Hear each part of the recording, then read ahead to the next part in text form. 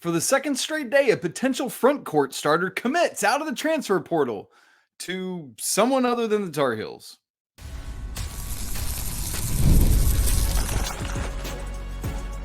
You are Locked On Tar Heels, your daily podcast on the UNC Tar Heels. Part of the Locked On Podcast Network, your team every day.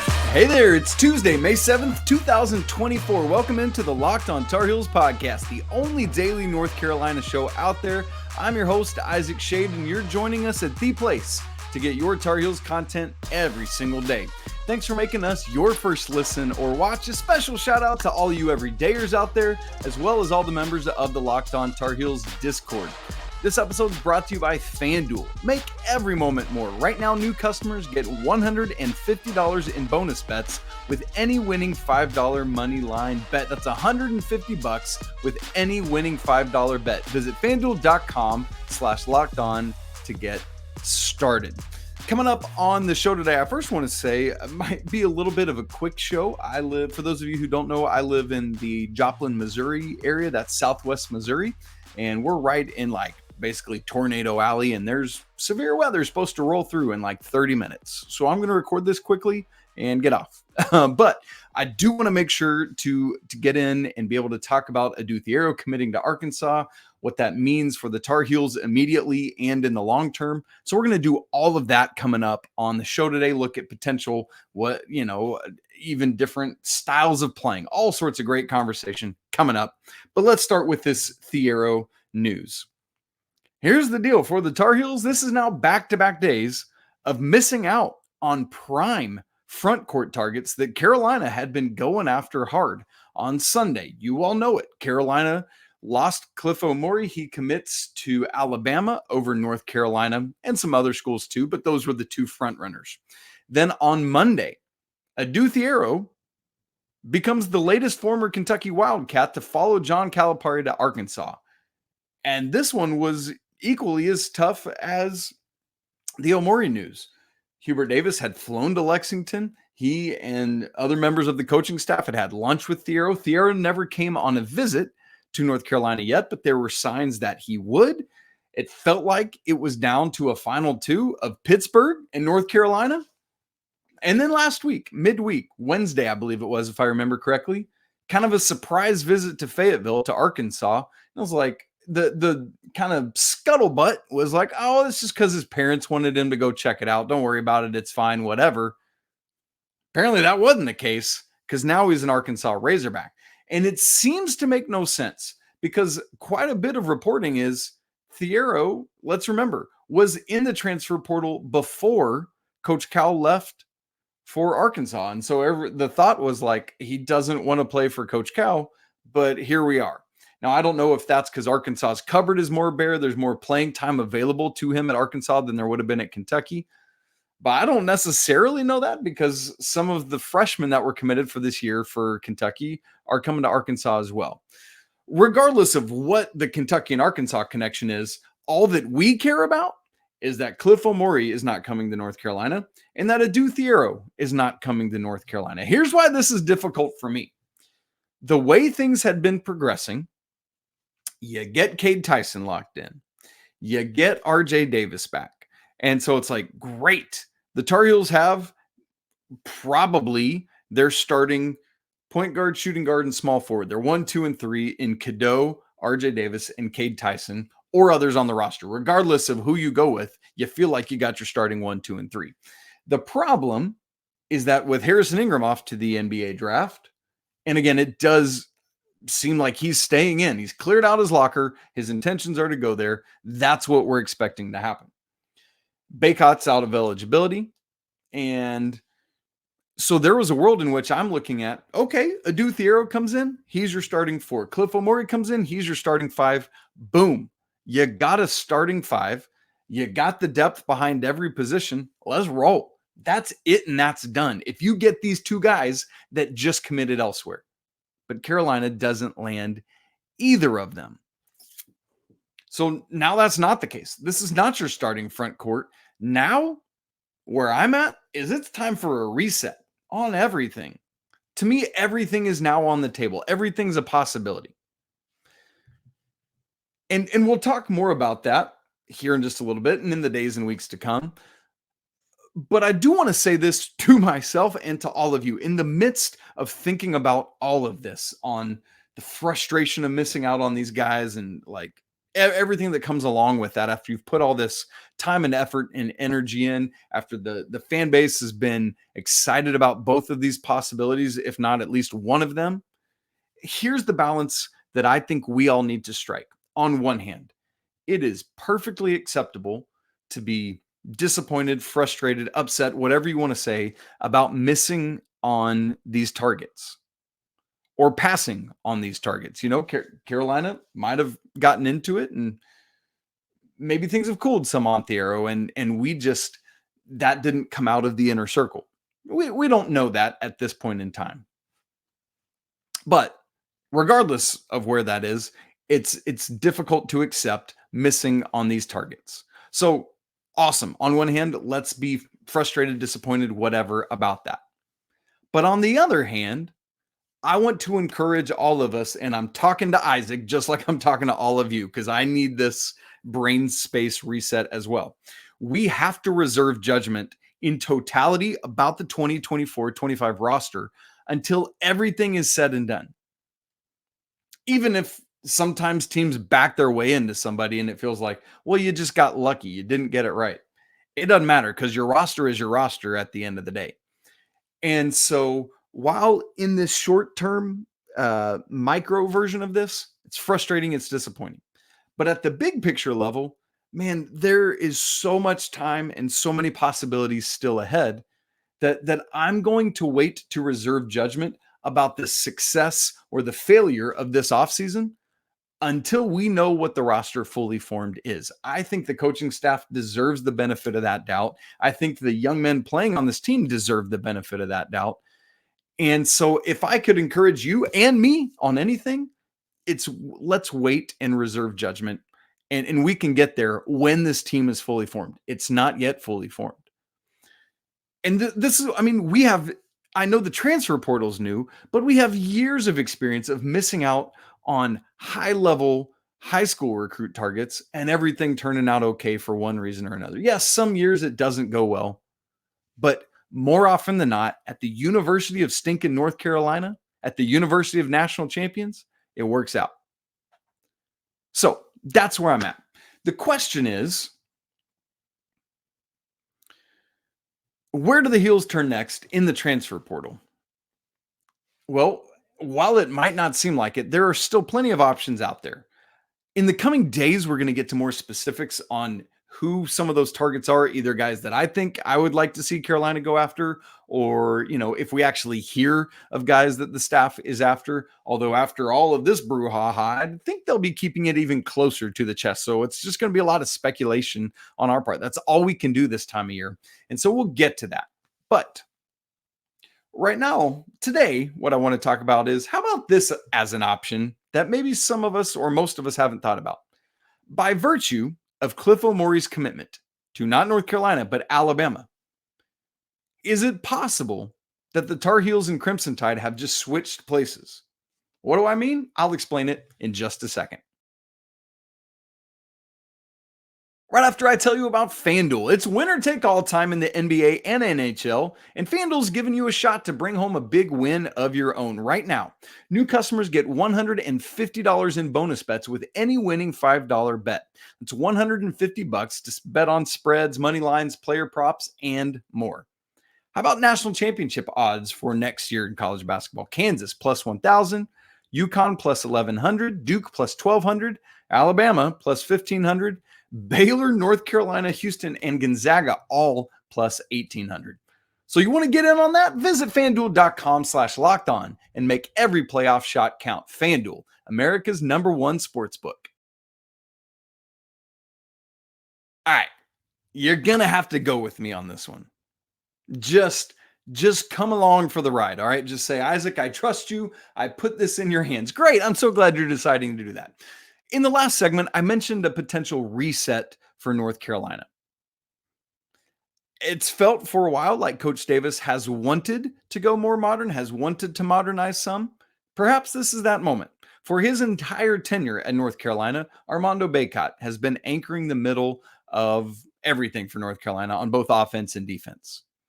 This is the first year where you don't have that. You've pursued players like that in a Jonas Adou, in a Cliff Omoruyi, but right now you don't have that player on your roster. And I have been just as vocal as everyone else about, or not everyone else, forgive me. I know there are a lot of you out there that have been Jalen Washington truthers, and this is your moment. Because what I'm going to say is, what happens if this is that modernization moment and Carolina and Alabama have just switched spots? Perhaps Alabama could be actually anchored down by Cliff Omoruyi on the interior. You know, Alabama has been this team that often plays with kind of a floating five, somebody who's able to move around, not necessarily a guy anchored in the middle, or a rim protecting, lob dunking threat. Think about playing Alabama last year. Over and over and over again, what they're trying to do is get Mark Sears to the rim, drive and attack. But if Cliff Omoruyi is in the way, unless somebody rotates help over and they get a oop and dunk, which is going to happen sometimes, Mark Sears isn't going to have the same sort of space as he's used to if Grant Nelson or Jaron Stevenson is their five, for example. Carolina, by virtue of not having Omoruyi, could use this as an opportunity to rethink how they utilize things. For example, we know last year, Kentucky, Alabama, both of them, elite offensive basketball teams. I mean, crazy elite basketball teams that had really bad defenses. Both of them did. But they went absolutely bonkers offensively. And Carolina, with what they have on the roster right now, has that offensive firepower potential. I'm not saying they shouldn't and won't add anything else. Absolutely, you should continue to search for that.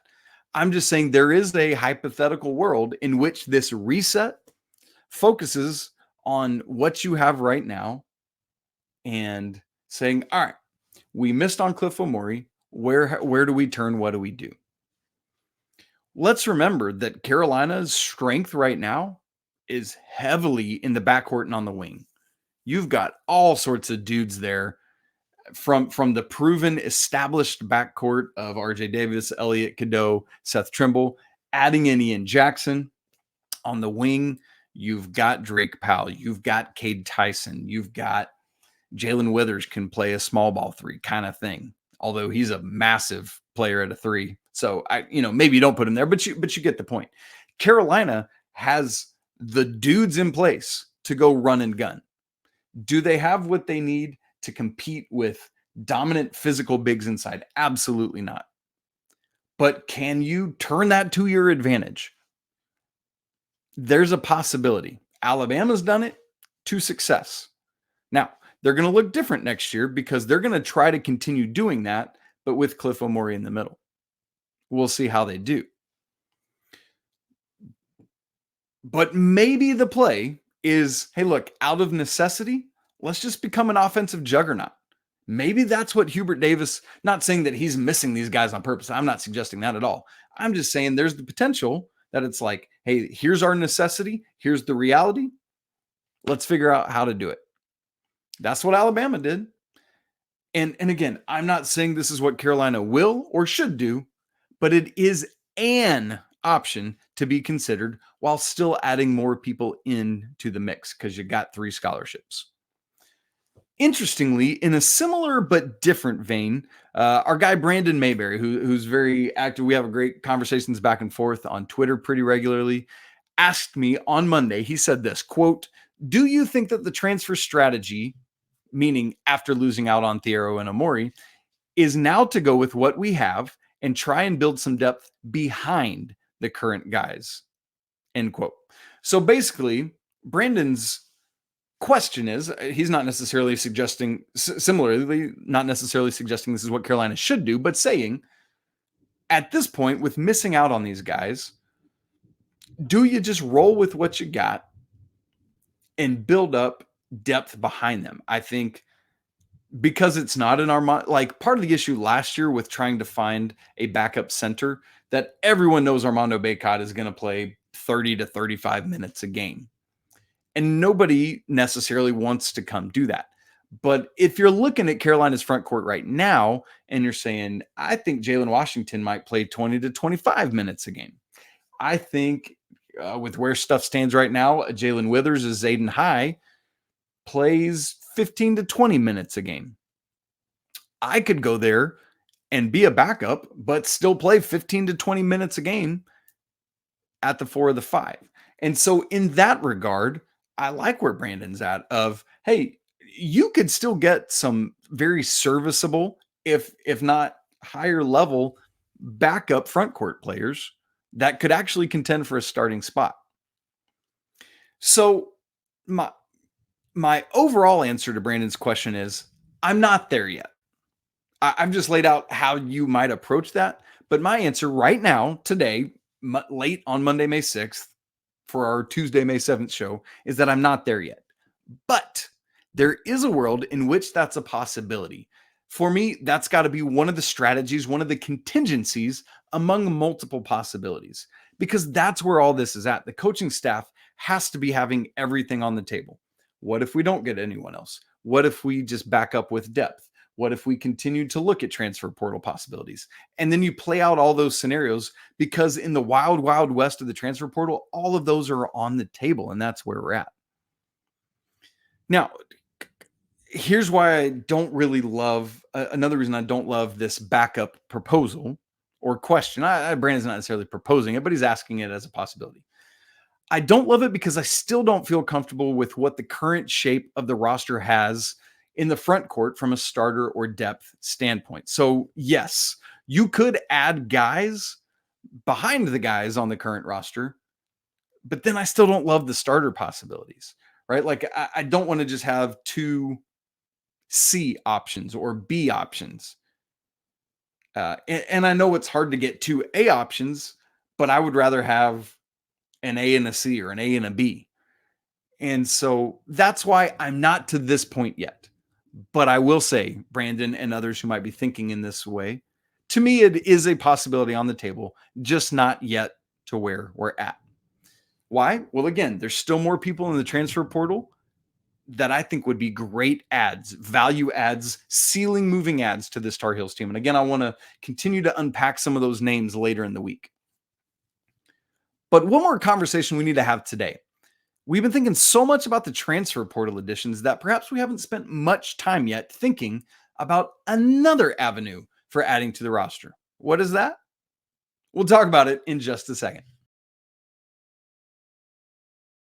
Right after we talk about Monopoly Go. Look, all right, game off. We got to pause here, talk more about Monopoly Go. And I know what you're saying, Isaac. Come on, bro. Flag on the play. You've already talked about that so many times. But look, there's just so much good in this game that I want to tell you more. In Monopoly Go, you can team up with friends for timed tournaments where you work together to build up each other's boards. The more you win together, the more awesome prizes you unlock and the more cool prizes you can get. How about some of these? Unique stickers that you can trade with a friend to complete albums for big prizes, or cool new playing pieces to go travel the boards with. Hilarious emojis that you can taunt your friends with when you smash their buildings. I love it. Plus, Monopoly Go feels new and exciting every day with constantly changing tournaments and challenges. A ton of these include their own unique mini games like digging for treasure. And there's always new timed events that help you win big, like massive multipliers for everything you win or for rent frenzies. There's always something fun to discover in Monopoly Go. So get off the bench, get off the couch, wherever you're sitting, and download it now for free on Google Play or the App Store. Game on. Thus far, we've talked so much this offseason about Carolina landing guys out of the transfer portal.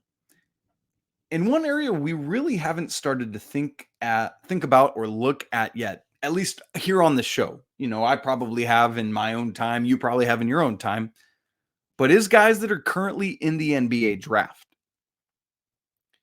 Because we got to remember, they ain't all staying in there. Some of them are going to pull out. That's how Carolina landed Pete Nance. And I know you hear that and you say, well, if that's the result, I don't want it. And I get that. Pete Nance didn't end up being what North Carolina needed that season. The pieces just didn't fit. His back injuries impaired him from having the season that he could have otherwise had. And the pieces just never added together. It is what it is. But that's not necessarily the case for every guy that comes out of the NBA draft. In fact, if it's a guy that's in the NBA draft that could potentially go that decides to come back, that's a massive win. So there is this potential of combine guys pulling out or others not invited to the combine coming back to college. So again, I don't want to today talk about who some of those targets are. I want to talk about the process of it and when you and I should be looking for those guys to come back and reevaluate the college game, because that's a critical part of this whole conversation. And I just tell you, it's a waiting game. Number one, here's what you need to know. Just because a guy pulls out of the draft, like he's probably coming back to college, but he might be coming back to his same school. The only way a guy pulling out of the draft could come to North Carolina, other than Harrison Ingram, I should say, is if he's also in the transfer portal. So for a guy like Coleman Hawkins, I know I said I wasn't going to say names, but I want to give you at least an example to help understand it. Coleman Hawkins had been in the NBA draft for a couple weeks, and then either on the transfer portal deadline or the day before it, I can't remember when it was specifically, but it was right towards the deadline, Hawkins entered the transfer portal with the idea of, look, I'm planning on staying in the NBA draft, but if I do come back, I might go back to Illinois, but there's also the possibility that Illinois has filled my role. There's the possibility that I want to go somewhere else, anything like that.